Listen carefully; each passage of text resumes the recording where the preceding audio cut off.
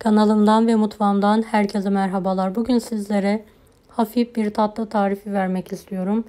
Hiç bekletmeden direkt tarifimize başlayalım.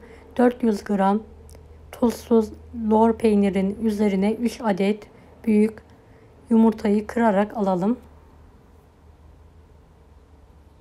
Daha sonra isterseniz bir çatal yardımıyla ezin veya bir blender yardımıyla şöyle 2-3 dakika çekin.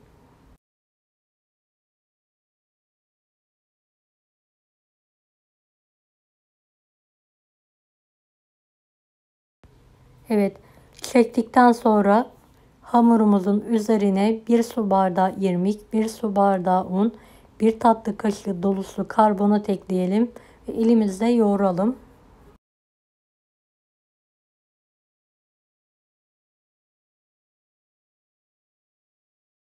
Hamuru biraz bekledikten sonra tekrardan yoğuralım. Bir kaşık yardımıyla alarak avucumuzun içinde yuvarlayarak ceviz büyüklüğünde bezeler yapalım. Dilerseniz elinize hafif bir şekilde ıslatabilirsiniz. Biraz cıvık bir hamur. Evet, kalan hamuru aynı yöntemle şekil vermeye devam ediyorum.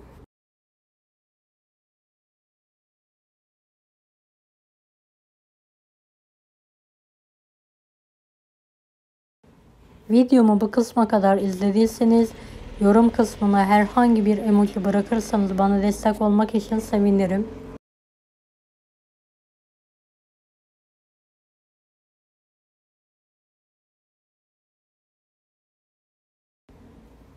Evet, hazırladığım hamurları önceden ısıttığım 170 dereceli fanlı fırında üzerleri kızarana kadar kontrollü bir şekilde pişirmeyi bırakıyorum. Evet, gördüğünüz gibi üzerleri kızardı, nar gibi oldu. Fırından çıkartıyorum ve kendi halinde soğumaya bırakıyorum.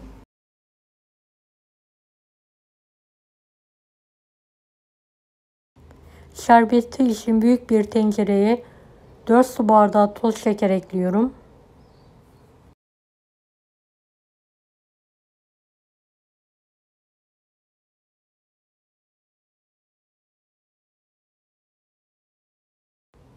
Yedi su bardağı da su ilavesi yapalım.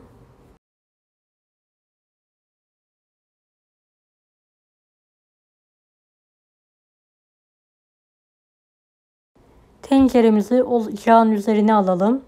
Soğuttuğumuz lor tatlılarını şerbetin içine atalım.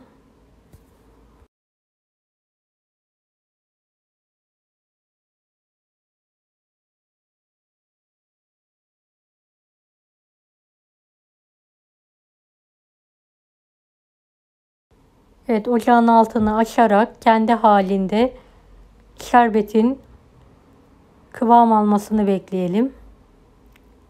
Şöyle 10 dakika sonra 2 parça limon tuzu attım ve dibindeki şekeri hafif bir şekilde spatula yardımıyla karıştırıyorum.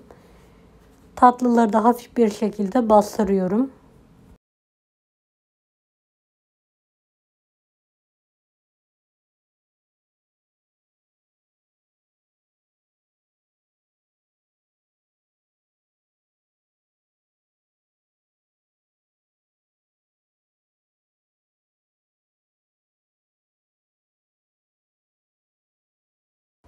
Alt kısımları yumuşadıktan sonra tatlılarımızı ters çevirelim ve diğer taraflarında yumuşamasını sağlayalım.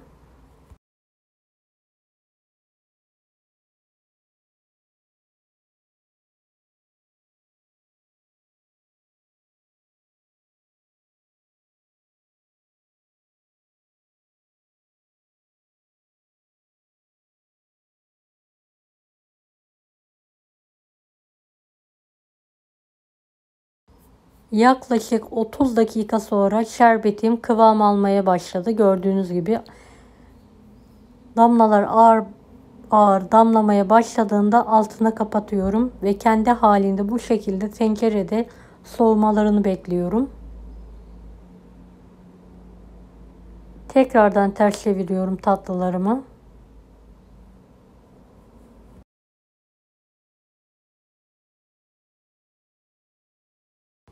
Evet, tatlımı tepsiye aldım. Vaktiniz varsa en az 1 saat bu şekilde bekletiniz. Benim fazla vaktim olmadığı için sizlere göstermek istiyorum. 2 tanesini keserek ikrama hazırlıyorum. Ortalarından keserek arasına dondurma veya kaymak koyabilirsiniz.